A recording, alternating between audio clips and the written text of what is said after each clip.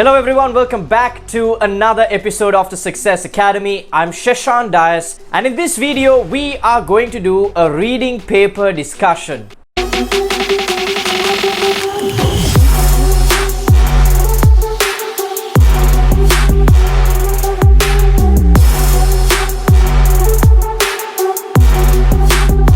Alright guys, so we have discussed a few papers in the past, and in this video we are going to discuss the first 13 questions of a particular paper. Now the questions that we are going to discuss, one set of questions is going to be sentence completion, and the other set of questions is going to be true, false and not given type questions. Now usually a lot of people find true, false and not given difficult, so you can pay attention to how we find answers with this particular type of question. We have already done videos on skimming, scanning and focused reading, so if you want you can go and check those videos as well. But in this video we are going to recap the importance of scanning and focused reading when it comes to finding answers. So without further ado, let's dive straight into the video. Alright, hi everyone. So in this video we are going to discuss a reading paper. Alright, we are not going to discuss the paper in full. This is IELTS reading test number 230. Okay. We have already discussed in previous videos of the technique that we use when trying to find answers in the reading test. So we usually go with the skimming, scanning and focused reading method.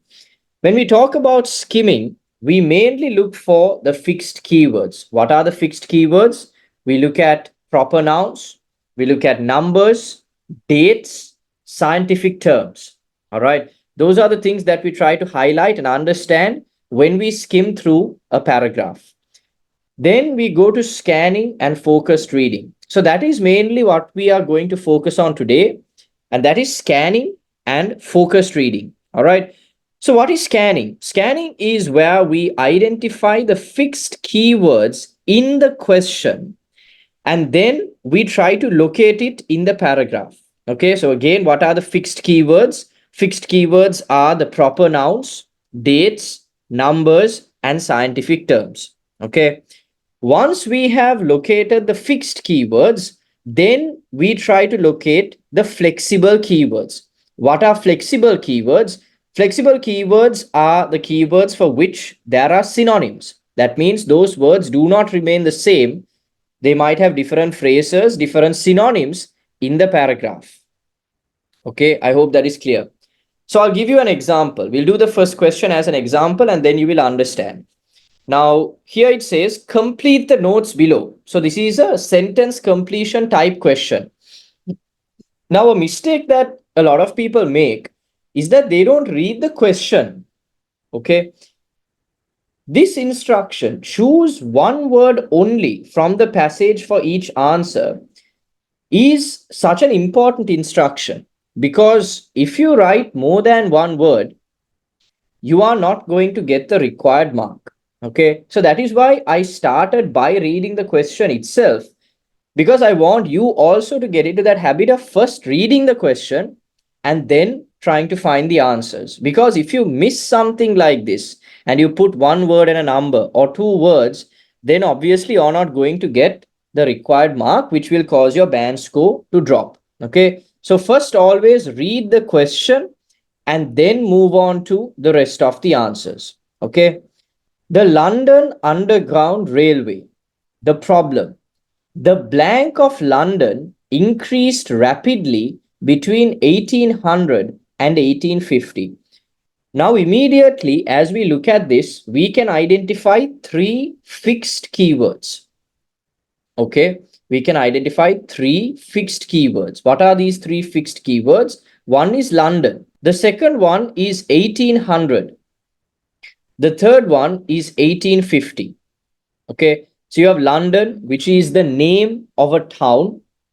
Then you have 1800, which is a year. And then you have 1850, which is also a year. These are dates. All right. So I said fixed keywords are names, proper nouns. Okay. Dates, numbers, scientific terms. So this is a name of a city. This is a date. This is a date. All right. These three fixed keywords are the easiest to find in the paragraph? Let me show you. It says here immediately 1800. So how did we find this? Okay, we know that dates, names, scientific terms, or any fixed keyword does not change when it goes to the paragraph. That means exactly what you have here, they will have given in the paragraph. Okay, so here it says in the first half of 1800, that means from 1800 to 1850. Definitely one of these would have been given, right? So 1800 they have given London, London, right? We have located both the fixed keywords. Now, what is the flexible keyword? Increased rapidly. Increased rapidly means grew, went up significantly, right? This can change. There are synonyms for increased rapidly. So it is not a fixed keyword, it's a flexible keyword. Okay. So the blank of London increased rapidly between 1800 and 1850. So increased rapidly means grew. Okay, grew. So now we know, okay, in this sentence, the first answer has to be there because we have located all the keywords in this first sentence. So if you read it, in the first half of the 1800s, London's population grew at an astonishing rate and the central area became increasingly congested. So, what increased rapidly? The population increased rapidly. Do you understand? So, easily we are able to locate the answer. So, the answer is what? Population. All right, population. Okay, the streets were full of horse-drawn vehicles. The proposed solution. Charles Pearson, a solicitor, suggested building an underground railway.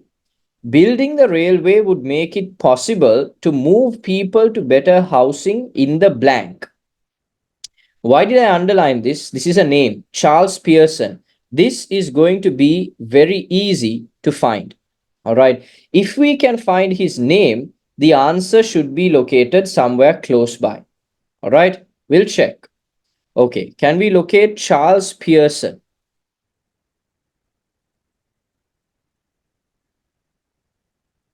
Here we are. Charles Pearson. All right. Amongst the most vocal advocates for a solution to London's traffic problems was Charles Pearson. So this name is what we identify. Then we locate the flexible keywords. All right. Building the railway would make it possible to move people to better housing in the blank. All right. Underground railway can also be termed as a fixed keyword. All right. Because the chances of it changing might be very less. Underground railway can be maybe a tube tunnel or something like that, but more often than not, it's going to remain unchanged. All right. So underground railway. Here we are, underground railway we have located. Okay. Next, we are going to find possible to move people to better housing. All right. Relocate means move. Okay. So if you'll just read that part and see, his idea was to relocate the poor workers who lived in the inner city slums to newly constructed suburbs and to provide cheap rail travel for them to get work. All right. Now, what does it say here? It says building the railway would make it possible to move people to better housing to the newly constructed suburbs, right? In the blank. Okay, so better housing would be newly constructed. Where are these newly constructed houses? In the suburbs. All right, so suburbs would be your answer. Okay, suburbs would be your answer. Building the railway would make it possible to move people to better housing in the suburbs. All right, in the suburbs. Okay. Next, we'll move further down. Okay, so why are we moving down, right? Why are we moving down instead of looking for the answers again in this section, right? Because all the way up till here, there was nothing. We came to Charles Pearson here. So maybe the answer to question number 3 might be here. No, it's never going to be there. Why?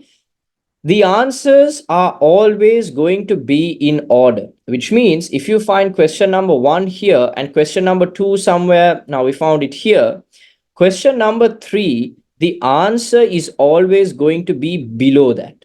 Okay, so maybe it might be in this section or below, right? It's never going to be in this section. It's not going to be above where you found the previous answer. Okay. Okay, so we'll read. A number of blank agreed with Pearson's idea. So still Pearson is there. Okay, here we go. Pearson.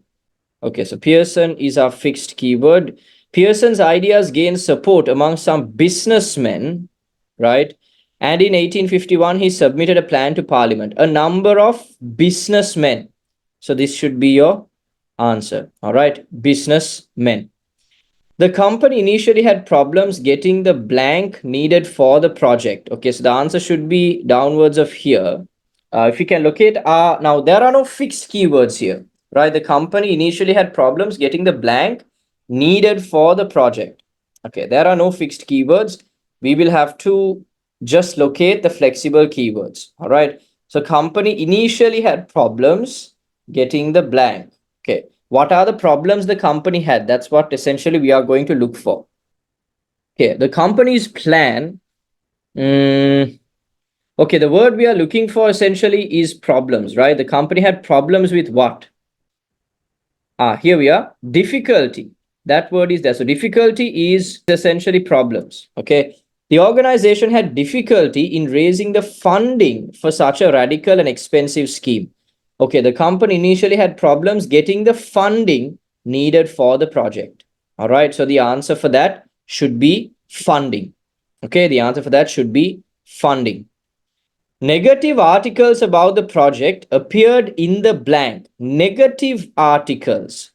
Okay, we'll check for that. Negative articles appeared in what?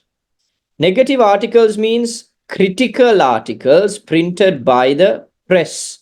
So the press is going to be your answer for this. All right, press. Okay, press. And that's here.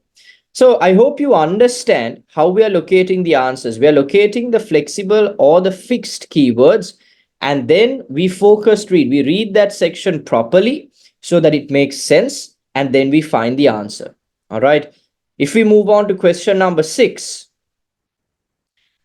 the chosen route did not require many buildings to be pulled down. The cut and cover method was used to construct the tunnels. With the completion of the brick arch, the tunnel was covered with blank. Brick arch should be a fixed keyword essentially. We'll just check and see. So cut and cover method, that's a name, right? Cut and cover method, that's here. Brick arch. Here we go. A brick arch was added to create a tunnel. Okay, so what was it covered with? A 2-meter deep layer of soil was laid on top of the tunnel and the road above rebuilt. So the answer for this should be soil. All right. My writing is not going to be great here, but the answer is soil. All right. The answer is soil. Okay, so I hope that it was clear how we located the answers. All right. So now we move further down because this is a true, false, and not given type question. And the answers for this question are also going to be in order. It's going to be below where we found the first set of answers. All right. So we don't have to read this part again. We just have to read this part and downwards to find these true, false, and not given type answers. Okay. All right. Okay. So it says here, do the following statements agree with the information given in the reading passage? In boxes 7 to 13 on your answer sheet, write true if the statement agrees with the information, false if the statement contradicts the information, not given if there is no information on this. Okay. All right. So here it says, other countries had built underground railways before the metropolitan line opened. Okay, so what are the keywords here? Other countries is a flexible keyword. Underground railways, metropolitan line is a fixed keyword. So underground railways and metropolitan line is definitely a fixed keyword. This might be a fixed keyword or a flexible one. And other countries is a flexible keyword. All right. So metropolitan line is immediately there. Underground railway is also there, right? The Metropolitan Line, which opened on the 10th of January 1863, was the world's first underground railway. Now, if it is the world's first underground railway, then other countries could not have built underground railways. Okay, so the answer for question number 7 should be false. Okay, why is it false? Because other countries could not have built a other countries could not have built an underground line if the Metropolitan Line was the first one. Okay. Then question number 8. More people than predicted traveled on the Metropolitan Line on the first day. More people than predicted. Okay, almost. Okay, look at this one. Almost 40,000 passengers were carried between Paddington and Farringdon, the journey taking about 18 minutes. They don't say anything about more people than predicted traveling on the Metropolitan Line. Okay, nothing has been given regarding that. Okay, especially on the first day. It says on the first day, 40,000 passengers were carried in about 18 minutes.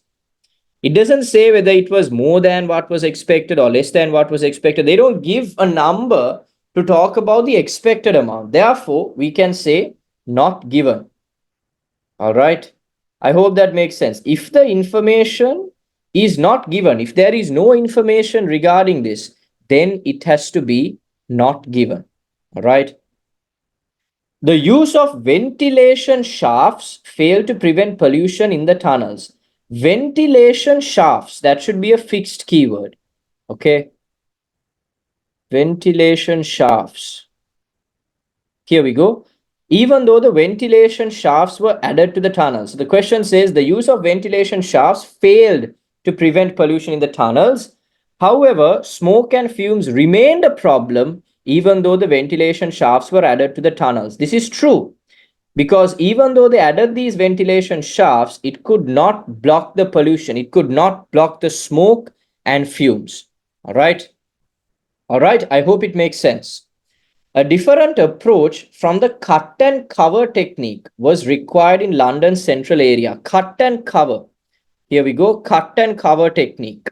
Okay, that's our fixed keyword. The cut and cover method of construction, not an option of this part of the capital.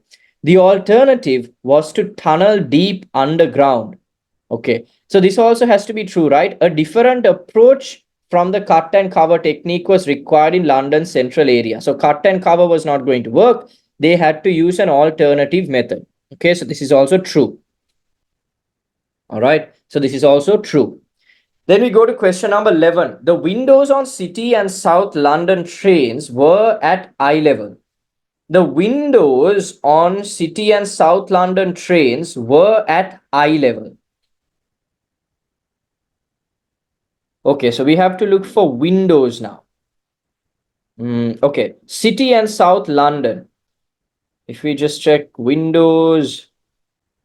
Here we have the word windows. All right. It says windows right here. The carriages were narrow and had tiny windows just below the roof because it was thought that passengers would not want to look out at tunnel walls. Right. So passengers were not at the eye level. They were above the eye level, just below the roof. All right. So this is false. Why is it false and not given? Right. Why is it false and not given? Right. Because it clearly says where the windows were. It's right below the roof. So it's not at the eye level. Therefore, it is false. Clear? Then again, it says the City and South London Railway was a financial success. It was a financial success. Okay, let's look for that. City and South London Railway.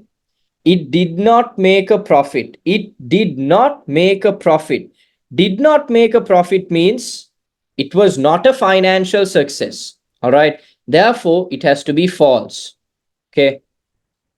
So the information is given. It did not make a profit. Right. Therefore, it is false. Okay. Finally, trains on the Tuppenny tube nearly always ran on time.